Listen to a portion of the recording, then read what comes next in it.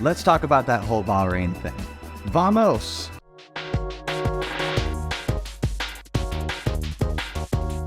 Hey, this is Dylan Cope of Cope Automotive, where automotive news meets zesty, passionate opinion. The first race of the 2023 season has come and gone, and we've got plenty to discuss. Bahrain, known for its stunning modern architecture, 330 species of bird, and excellent human rights, is Formula One's first Middle Eastern circuit.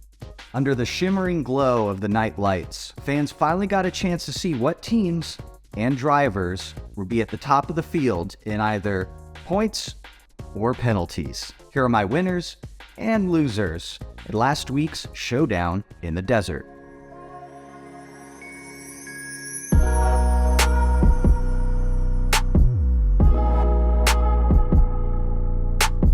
Winner, Aston Martin. Rarely in Formula One does the hype live up to reality, but Aston Martin delivered in more ways than one. El Plan is in motion with a radical performance by Fernando Alonso. The 41-year-old carved his way to the likes of both Mercedes drivers and Carlos Sainz, taking no prisoners in his new AMR 23. Likewise, teammate Lance Stroll, who, apart from briefly playing bumper cars at the beginning of the race, put on a solid performance. Despite allegations of a double broken wrist and toe following a cycling accident, the Canadian supposedly underwent surgery and was good enough to navigate the high G corners to finish P6. Solid performance by Aston Martin all around. Wonderful start to the season. Loser, Ferrari. And just like where we left off in 2023, the spicy Alfredo implosions continue for the Italian stallions. Not only did Ferrari poster boy Charles Leclerc begin disintegrating his SF23 on the first outlap of Q1 qualifying, he also required a change of his power unit's battery and control electronics, which he may only change without penalty twice in the season. Again, a 26-race season.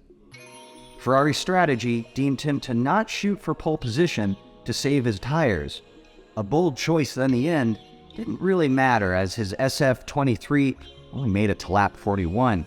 The reason for the stoppage has now been revealed as a result of human error, specifically an issue with the wiring loom, agitated by the movement and temperature of the car under race conditions. Carlos Sainz, who lacked pace towards the end of the race, also complained of bouncing, which the team radio simply replied with, "We are checking." We are checking it.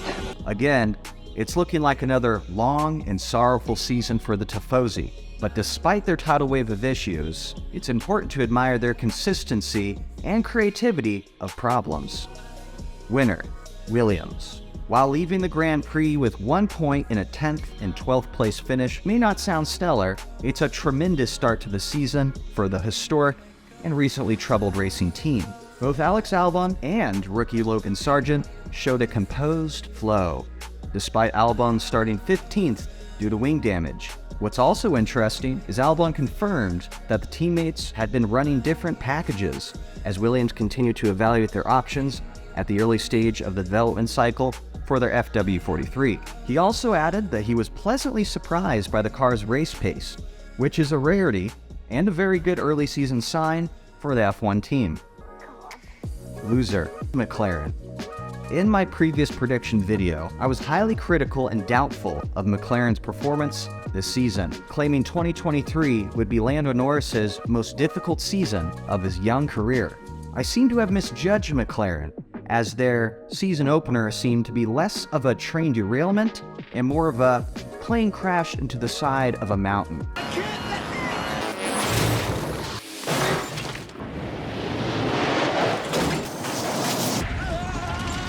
The English team seemed to somehow one-up Ferrari with a terrible qualifying and serious mechanical issues on both cars, with Oscar Piastri pitting his MCL 60 at lap 14 due to transmission issues, only to replace the steering wheel and be unable to restart the car. Norris, I'd argue, is even more unlucky. With a pneumatic pressure leak in his power unit, he was forced to pit 6 times.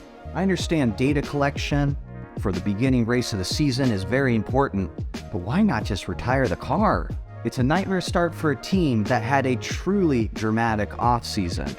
Somewhere in the world, Daniel Ricciardo is gleeful and mentally tranquil with $18 million tucked neatly under his mattress. Winner, Pierre Gasly. Am I the only one who was blown away by the Frenchman's outstanding Alpine debut? Despite being dead last in 20th, Gasly shredded the competition, driving the A523 all the way to the heels of Valtteri Bottas and securing a points finish at P9. It was a tremendous start to the season apart from an early Q1 exit. I'm looking very much forward to his performances this season. Also worth noting was the cheeky fastest lap stolen from him by Alpha's Guanyu Zhou. I'm sure we'll see more good spats between both Alfa Romeo and Alpine this season. Loser, Esteban Ocon. An out-of-place grid penalty of 5 seconds at the start of the race, being slightly to the right, wing damage, a time penalty for an Alpine crew member replacing the wing 0.4 seconds too early while serving the 5-second penalty, thus resulting in a 10-second penalty. That penalty was served correctly, but upon exiting the pit lane was subsequently penalized again for speeding 0.1 kilometer over the 80-kilometer pit lane limit. It was a comically absurd and, quite frankly, embarrassing start to Ocon's season, one that he's better off forgetting all about. And my final winner of the day that, let's be honest, everybody forgot about, including the camera crew, Red Bull Racing. George Russell, who generally struggled with the Mercedes W14 unless passing Bottas, has already concluded that Red Bull will win every race of the 2023 season.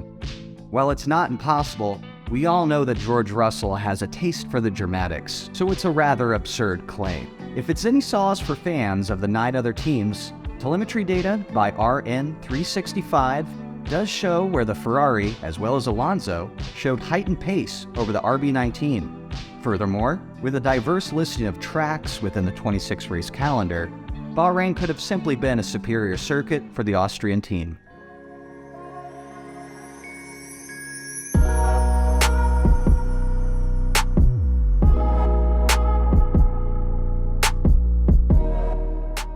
With my highs and lows shared, here's my power rankings of the constructors' teams after the first race of the 2023 season.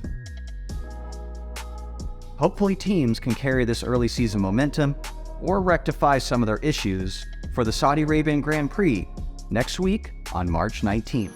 If you haven't done so already, feel free to subscribe for more zesty automotive entertainment. Drop a like and a comment below. My name is Dylan Cope. This is Cope Automotive. Thank you so much for watching. Have a tremendous week.